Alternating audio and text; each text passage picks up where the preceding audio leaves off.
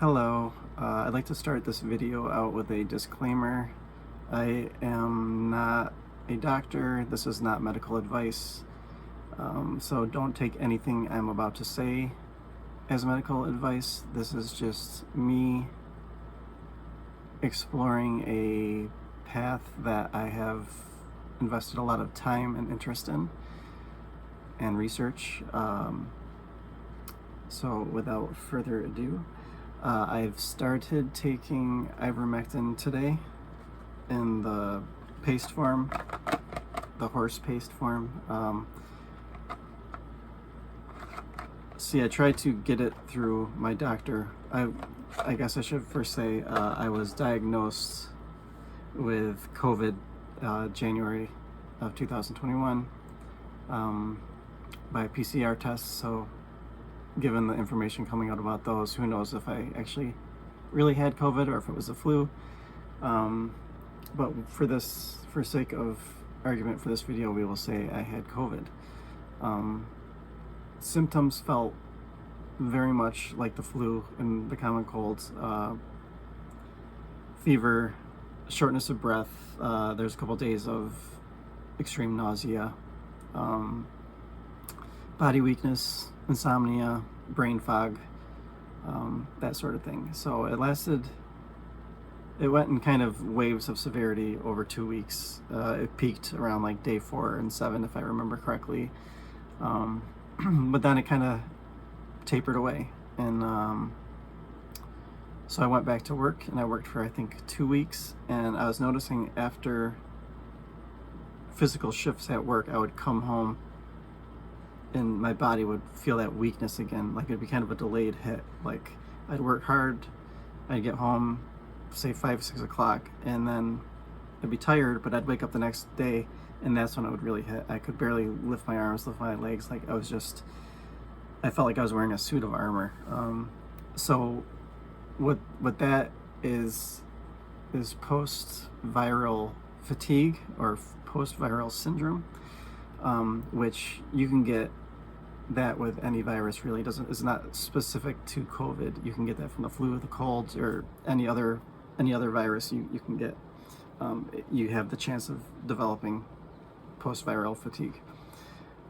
So I asked my doctor if he would prescribe some ivermectin, assuming I was a long hauler at that point.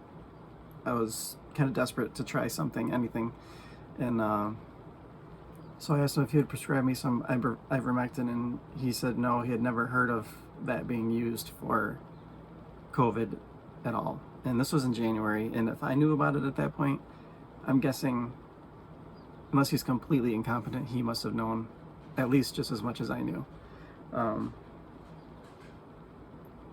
So he rejected it. So I went online searching about other ways how to get it, and I saw that you can do telehealth appointments with doctors that will prescribe it, and it's legal and legit.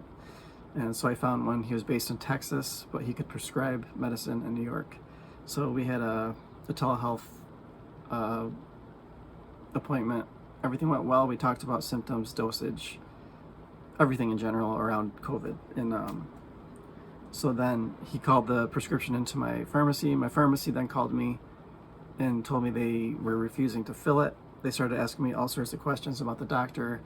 How long have I been seeing him? How did I hear about him? Does my primary care know that I'm talking to this other doctor? Long story short, they just wouldn't prescribe it, and they said they may have to mention something to my insurance about fraud or something like that. I don't know if anything ever happened on that, and I didn't hear any more from it. So at that point, I just kind of, whatever, I'll just go on about with my life. And then recently I've been just looking more into it with,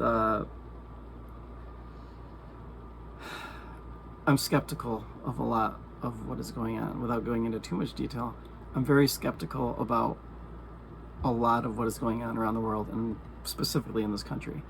So I think knowledge is power, and it is more important than ever to do your own homework. Like, dig deep, do your homework. Don't just go to these mainstream sites that are pushing the same thing. You got to do your own homework. It takes time, and you have to go through some of the crap, some of the good news, the bad news, the good info, the bad info. Just do your homework. So ivermectin keeps popping up, and it's popping up for things other than just COVID. Things like for people with MS, it helps to replenish the coating on your nerves. There's someone uploaded a video talking about a chronic cough.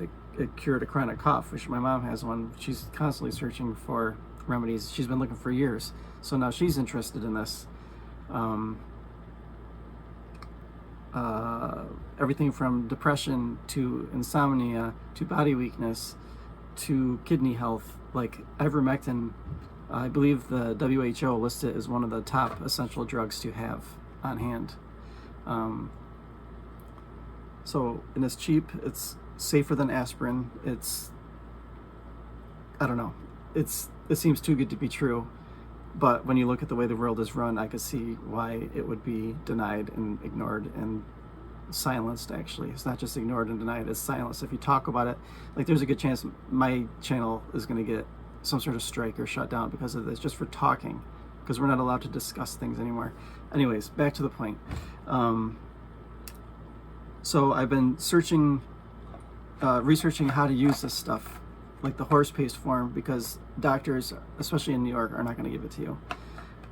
So I ordered two of these on Amazon. I believe it came to $24. But then I was looking into the temperature it has to be stored at, and it has to be stored between 68 and 77 Fahrenheit, or excursions between 59 and 86 are permitted. We are currently under a multi-90 degree day heat wave. So I don't know what the ivermectin that's in the mail, I don't know how that's going to be affected by that. So I went to my local Tractor Supply store and bought some there. They keep it locked up. You just have to ask someone with keys to open it for you, and it's $5.99. And they didn't give me any issue. They didn't ask me what I needed it for. They just asked me what I wanted. I told them what I wanted, and I was done. So, all that being said, I took my first dose today, about a half hour ago.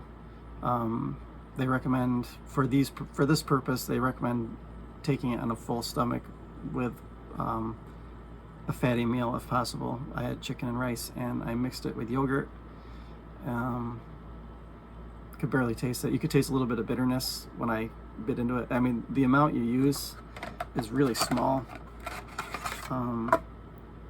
If you go on YouTube, you're going to see videos way better at explaining the stuff than me. But there's weight on it, and I guess the human to horse weight ratio is the same. So I weigh 160 pounds, and the notches go by 50-pound intervals.